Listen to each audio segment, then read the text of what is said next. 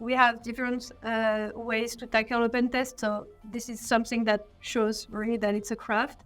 Also, a lot of companies, they have technologies that are specifically tailored for their needs. So it can either be in terms of configurations or in terms of development. So when we start a pen test for this kind of technologies, we have to understand them and the specific business needs to make a dedicated pen test and define useful attack scenarios. It's not something that can be standardized because it's not a unique product, and we have to adapt to every target, to every concept. We want to craft our pen test for it to be as precise as possible, because the most precise we are in our attack, the most it has chances of being successful.